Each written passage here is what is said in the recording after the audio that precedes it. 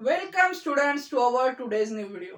और आज हम पढ़ने वाले हैं हमारे बॉडी का सबसे इम्पोर्टेंट सिस्टम यानी ह्यूमन एक्सक्रीटरी सिस्टम। और हमारी बॉडी में कॉन्स्टेंटली वेस्ट जनरेट होता है, पर ये वेस्ट कैसे फिल्टर होता है और कैसे रीअब्जॉर्प्शन होता है दूसरे मटेरियल्स का और कौन इसके अंदर इन्वॉल्व है वो सब हम देखने वाले हैं। और हम सबको पता है कि हमारी किडनी एक्सक्रीटरी सिस्टम की मेन फंक्शनल यूनिट है, यानी किडनी ही पूरा फंक्शनिंग परफॉर्म करती है।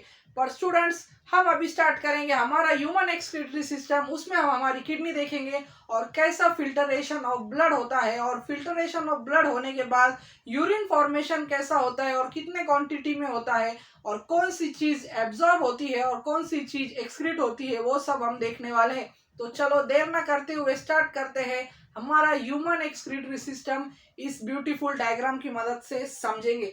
चलो स्टूडेंट्स, तो स्टूडेंट्स सबसे पहले हम देखेंगे हमारी किडनी। हमारी किडनी दो पेयर होती है हम सबकी बॉडी के अंदर, और दो पेयर ऑफ यूरेटर होता है। और किडनी के अंदर ही मेन फंक्शनल यूनिट है वो है नेफ्रॉन्स, और नेफ्रॉन्स के बारे में भी हम देखेंगे। पर उसके पहले आपको किडनी का एक डाइसेक्शन दिखाना चाहूंगा। ये है किडनी का एक डाइसेक्टेड पार्ट जिसके अंदर हम इसके पार्ट स्टडी करेंगे। किडनी बनी होती है मेडुला, कॉर्टेक्स, पेल्विस और रीनल पिरामिड से। इसे पिरामिड्स भी कहते हैं या रीनल पिरामिड्स कहते हैं।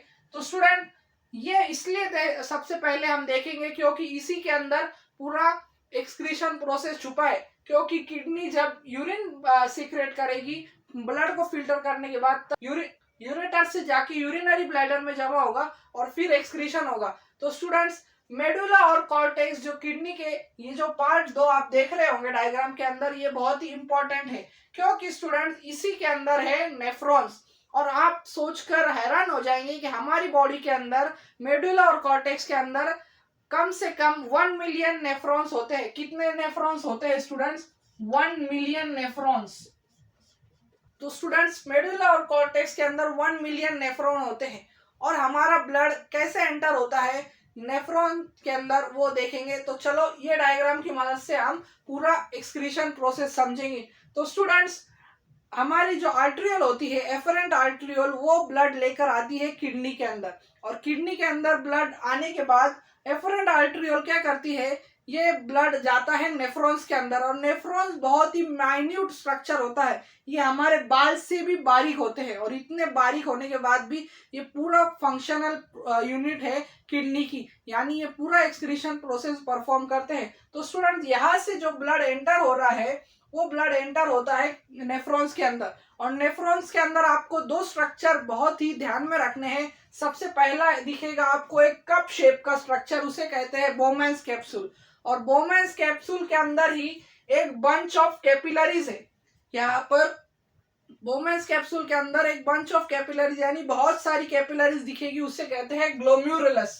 क्या कहते हैं? ग्लोम्युरुलस। तो स्टूडेंट, जैसे ही ब्लड एंटर होता है नेफ्रॉन के अंदर, वो जाता है बोमेंस कैप्सूल के अंदर। और बोमेंस कैप्सूल के अंदर जो ग्लोम्युरुलस होता है वहां पर पूरा ब्लड का फिल्टरेशन होता है। फिल्टरेशन यानी जो फ्लूइड्स है वो रीएब्सॉर्ब हो जाते हैं और जो वेस्ट है वो एक्सक्रीट करने के लिए आगे बढ़ते हैं। तो स्टूडेंट्स, ये यहाँ पर ब्लड एंटर हो गया और ग्लोमेरुलस के अंदर रीएब्जॉर्प्शन प्रोसेस हो रहा है, और जो वेस्ट मटेरियल है वो यहाँ से जाएगा और ये हेनले के लूप से जाएगा। हेनले का लूप एक इंपॉर्टेंट पार्ट है जो एक हेयर पिन की तरह दिखता है। आपको इसे ध्यान रखने के लिए बस ये ध्यान रखना है कि लूप ऑफ हेनले एक पिन की तरह दिखता है, यानी यू शेप का, और उसमें असेंडिंग और डिसेंडिंग लूप्स होती है। तो स्टूडेंट, यहाँ पर रीएब्जॉर्प्शन हो रहा है और रीएब्जॉर्प्शन के बाद एक्सक्रीशन का जो मटेरियल है वो यहाँ से जाएगा लूप ऑफ हेनले के थ्रू जाकर पीसीटी के थ्रू जाएगा। अब ये पीसीटी क्या है? पीसीटी है proximal convoluted tubule. Proximal convoluted tubule से होते हुए ये जाएगा डीसीटी की तरफ। डीसीटी यानी डिस्टल कॉन्वुलेटेड ट्यूबुल। और डीसीटी और पीसीटी को आपको ध्यान में इसलिए रखना है क्योंकि ये ट्यूब्यूल्स काम आते हैं नेफ्रॉन के अंदर। और इनका क्या फंक्शन है? जैसे ग्लोमेरुलस का फंक्शन है कि रीएब्जॉर्प्शन और फिल्टरेशन ऑफ ब्लड। और बोमेंस कैप्सूल एक जगह है जिसके अंदर ग्लोमेरुलस प्रेजेंट है। और ग्लोमेरुलस की ही रेट को यानी फिल्टरेशन रेट को कहते हैं जीएफआर, यानी ग्लोमेरुलस फिल्टरेशन रेट, यानी कितनी तेजी से हमारा ब्लड फिल्टर होता है, रीअब्जॉर्प्शन होता है और एक्सक्रीशन होता है, उसे कहते हैं जीएफआर। तो स्टूडेंट, तो ये पीसीटी और डीसीटी का काम ये है कि ये जो भी एक्सक्रीटेड फ्लूइड है उसे आगे ट्रांसफर किया जाए। और ये डीसीटी क्या करता है, डीसीटी के पास जब ये जाता है एक्सक्रीटेड मटेरियल या एक्सक्रीटेड फ्लूइड, फिर वो इसे ट्रांसफर करता है कलेक्टिंग डक्ट के पास। किधर? Collecting duct. यानी लास्ट में डीसीटी का फंक्शन क्या है, वो जो भी एक्सक्रीटेड पार्ट है उसे कलेक्टिंग डक्ट के पास भेजता है। और ये कलेक्टिंग डक्ट कहाँ है स्टूडेंट? ये पेल्विस के पास होती है। यानी ये जो पार्ट है पेल्विस का, यहाँ पर कलेक्टिंग डक्ट होती है और यहाँ से फिर ये जो एक्सक्रीटेड फ्लूइड यानी यूरिन ये कलेक्टिंग डक्ट से होते हुए पेल्विस पर आता है, और पेल्विस से होकर फिर ये यूरेटर के अंदर एंटर करता है। और यूरेटर के अंदर एंटर करने के बाद ये यूरिनरी ब्लैडर में जमा होता है। और यूरिनरी ब्लैडर के अंदर जब जमा होता है स्टूडेंट, तभी ये फिल्ट्रेटेड, हम इसे यूरिन कहते हैं। और एक अडल्ट ह्यूमन दिन भर में 1 से 2 लीटर यूरिन पास करता है। और हमारे बॉडी के अंदर ब्लड कितना है? 5 लीटर। और हम दिन भर में यूरिन कितनी जनरेट कर रहे हैं? 1 से 2 लीटर। तो स्टूडेंट, हम पूरा फ्लूइड एक्सक्रीट नहीं करते, हम 98 to 99% फ्लूइड एब्जॉर्ब होता है और कुछ बहुत ही मिनिमम फ्लूइड एक्सक्रीट होता है। और उसमें भी हम यूरिया ही ज्यादा होता है या दूसरे वेस्ट मटेरियल होता है जो यूरिन के थ्रू निकलता है। तो स्टूडेंट, हमने देखा इस डायग्राम की मदद से कैसा पूरा प्रोसेस होता है एक्सक्रीशन का। ब्लड आया नेफ्रॉन के अंदर ब्लड गया बोमेंस कैप्सूल के अंदर, वहां पर ग्लोमेरुलस के अंदर इसका रीअब्जॉर्प्शन और एक्सक्रीशन होगा।